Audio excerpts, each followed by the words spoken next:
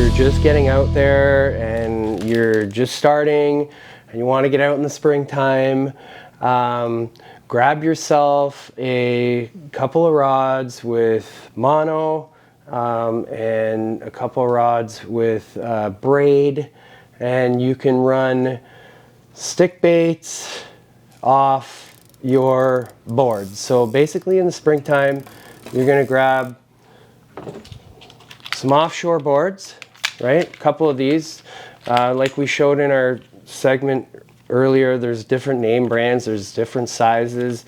In the springtime, this is probably the size you're going to need. And this one's missing the clip, but so basically you want boards and you want rods with mono, rods with braid. So you can, all you got to do, add one of these to your braid line, send it out 50 feet, attach it to the board, your line to the board, and send it out. Then grab another one, grab a mono, you can attach it again, another one of these with mono, send it out only 40 feet. So you want your outside one, when you're using these stick baits, your outside board needs to be the longest line, so 80. Then your inside board, you're going to bring it into 60. Then your inside board into that, you're going to be 40. And then you're going to remember your outside board, depending on what side of the boat you're on, is either going to be closer to shore or it's going to be out towards the middle of the lake. So you're going to think about that when you're choosing how deep these dive as well. So if you got your outside board and it's in the deep water, then you can put a deep diving stick bait on, like something like this or something like this, and then work them in. Again, we want to cover different depths. So when you're fishing the inside and your outside board's close to shore, depending on how deep a water you're in, you might want to run a shallower diving one on your outside board and then make them deeper as you come in closer to the boat. Just little things you got to remember when you're out there, because these guys here will tend to dive down and hit bottom as well.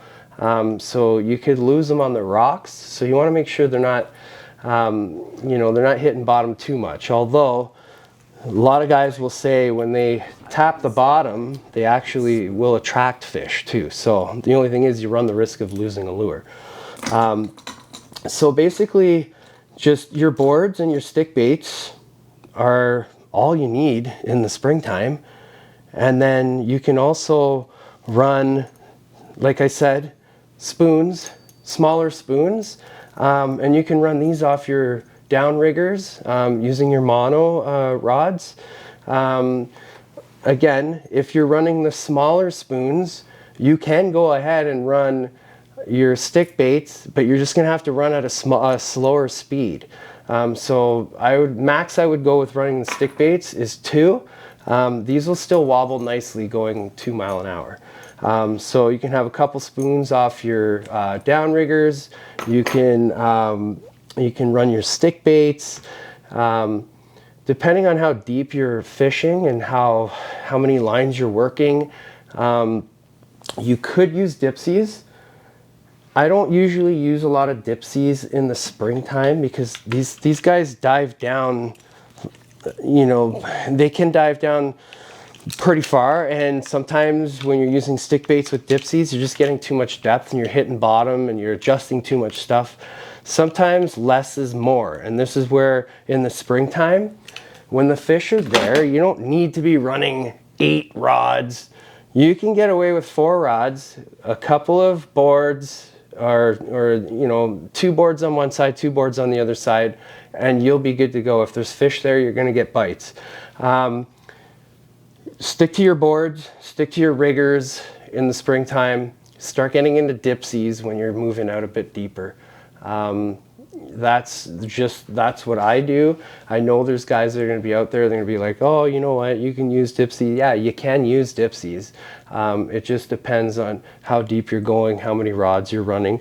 And again, you don't want to be wasting your time untangling stuff, because when you get a fish on and you got dipsies right beside your boat here, you can guarantee you're going to get tangles, and that fish you're going to lose fish because they're going to be running into your dipsy lines. You got to remember you're not working with a lot of water. Usually we're fishing deepest 30 feet of water in the spring. So you don't have a lot of up and down. If you got dipsies out, they tend to get in the way. That's what I think. What are some of the, like, what are the fish after in the spring? Like, what are they eating in the spring, and then what is their... So in the springtime, the fish are usually, they're not looking at the alewife, they're looking at shiners. So they're emerald shiners, usually about this size. There's a couple other bait fish in there. Shane Thombs would probably be able to touch on that a bit better than me, but the bait fish are smaller, primarily emerald shiners, gobies and stuff like that. So you're looking at you're trying to match the hatch, and that's a saying that fishermen use.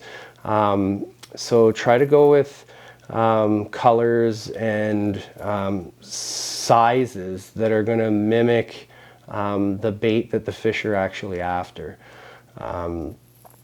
As the water warms up, we'll start to see the alewife start coming in there, and they'll come out of the deep, and then the fish will be targeting those guys, and that's when you're going to want to move up to your larger sizes, spoons and your cut bait and your rockets and your flies and stuff like that.